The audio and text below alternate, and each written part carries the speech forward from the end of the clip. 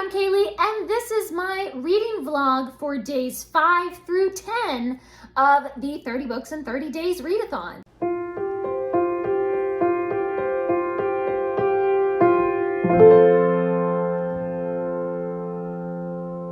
I have been reading like a house on fire, and I have been enjoying it so much. I got a teeny bit behind, but then I caught up again, and I'm just loving everything that I'm reading. I finished reading The Frenzied Prince, which is a collection of Irish legends and folk tales. I really loved this entire book. I actually started listening to some Irish music as I was reading it, and so that put me right into the middle of this beautiful culture and the stories and everything. It was just fantastic. I think I gave it 4 stars. I also read The Man in the Brown Suit, and I loved it so much, and I did a whole separate video about that, which I will link in the description down below so you can hear all my thoughts about my favorite Agatha Christie, The Man in the Brown Suit. I read a few more Kipling short stories. I read The Head of the District and The Miracle of Puran Bhagat. Head of the District was not one of my favorites. It just had a lot of political things, and you're just kind of thrown into the middle of this like political unrest,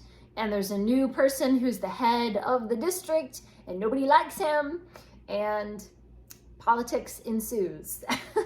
So it was just kind of, what just happened? I mean, I kind of got the basic gist of the story, but I couldn't really keep track of half of who the characters were or what their position was in like the hierarchy of the things. Anyway, this is a recurring problem with me and Kipling. He writes as if you just understand, and you've lived in India, you know, and you know the names of the things and the people and the stuff, and I don't know, and he doesn't explain it.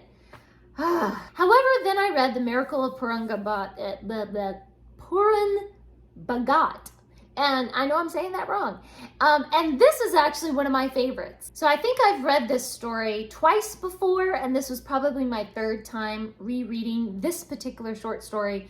And it's a really amazing, just so interesting, and so, just heartfelt kind of story about this man who gives up all his worldly goods and treasure and honors to become like a holy man. And so he goes and lives on the side of this mountain and just has like a begging bowl, and he just lives like a spiritually pure life or something. But the way that it's told, it's so beautiful and so just so compelling. Anyway, this one's a lovely story that I enjoyed so much. I also read a very tiny, like 2-page short story. It's called The Story of Muhammadin. This is about a little toddler child whose father is like a steward or something, some kind of servant or steward in the household of a British person. And it's told from the perspective of the British Sahib.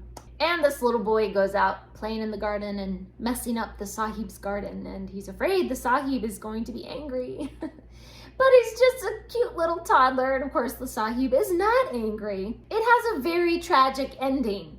It's only 2 pages, and immediately you start to love this adorable little toddler child, and then it's tragic, and it just tears your heart out in 2 pages.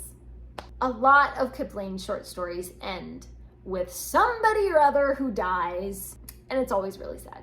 It's awful. But that just shows how emotional and powerful his writing can really be. I also read several more Kipling poems. I read The Long Trail, which is almost kind of like a song. A lot of these are written as if they were supposed to be to music. I also read The Gypsy Trail, The Last of the Light Brigade. This is about the like half-dozen soldiers from the Light Brigade who actually survived, and then later on they were destitute. And I also read The Settler, which is about people making peace in South Africa after the wars. And I read My Boy Jack, which is about a mother who is asking the sailors, have you seen my boy Jack? When is he coming home? And they're like, ma'am, he is drowned.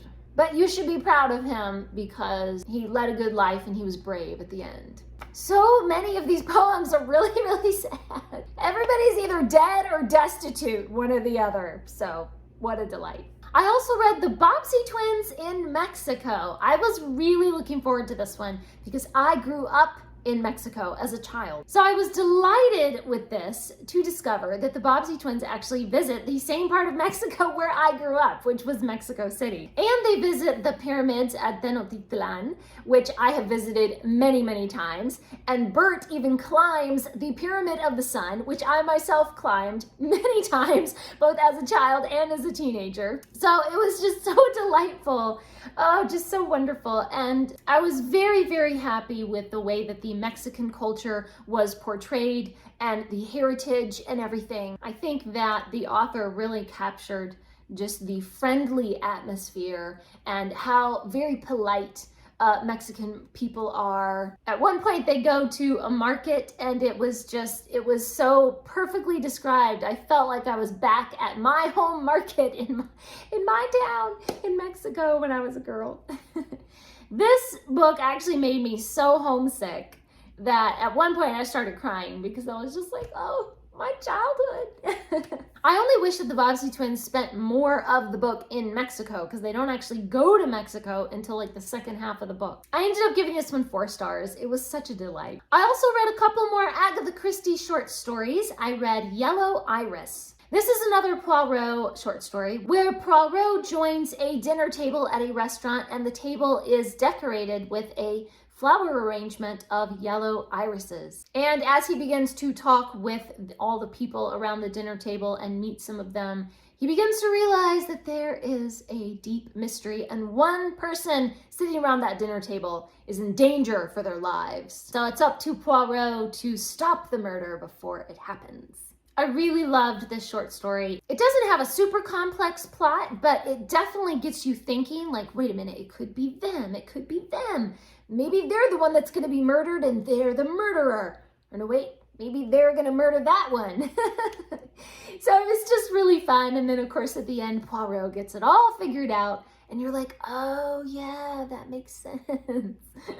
Agatha Christie just amazes me how in just like 10 or 15 pages, she can really put together this great little puzzle, you know, and you have to figure out that mystery.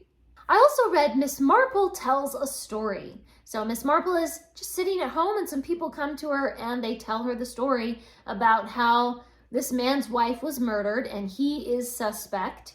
And just from them telling her and describing the scene to her, describing the different people that were there, she figures out who done it.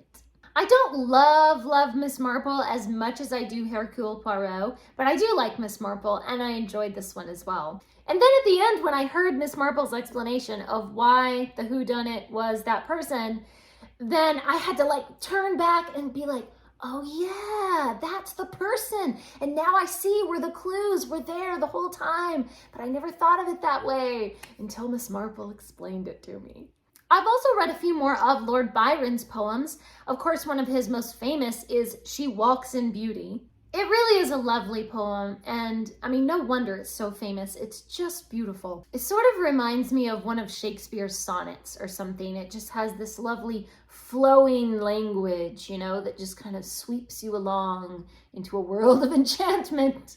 I also read The Destruction of Sennacherib. I'm not sure how to say that. This one isn't my favorite of Lord Byron's, but definitely a good one. You see that just very strong, vivid language. And I also read When We Two Parted and Fare Thee Well. These two are a little bit sadder because it's all about saying goodbye to your loved one. So I was really trying not to let these poems make me depressed.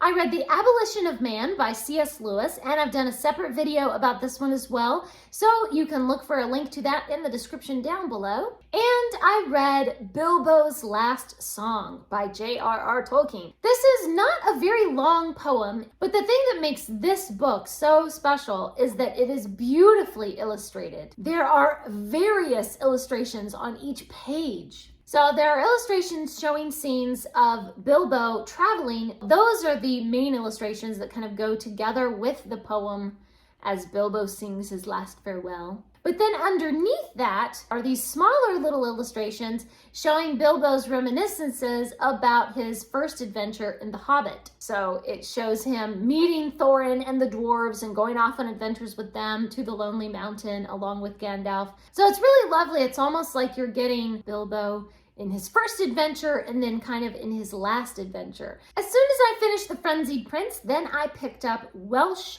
fairy tales. I read The Fisherman and the Mermaid, where a fisherman saves a mermaid's life and then she rewards him.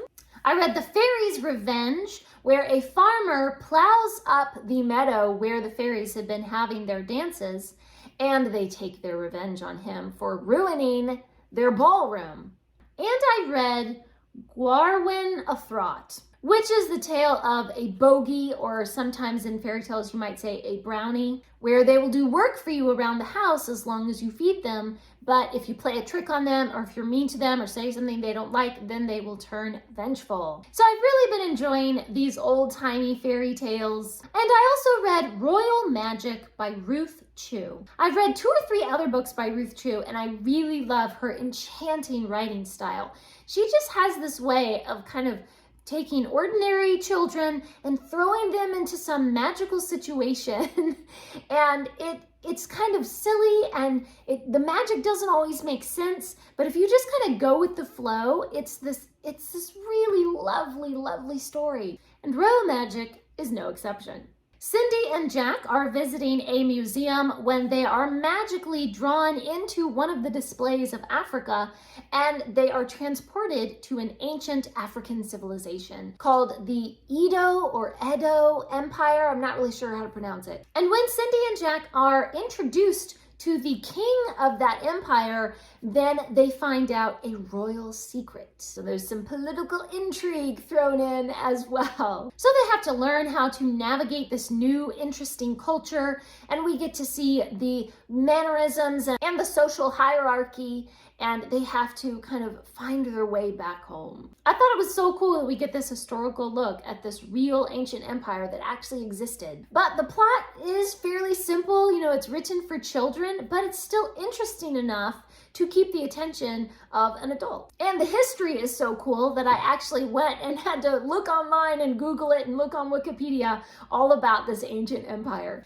I gave this one 4 out of 5 stars.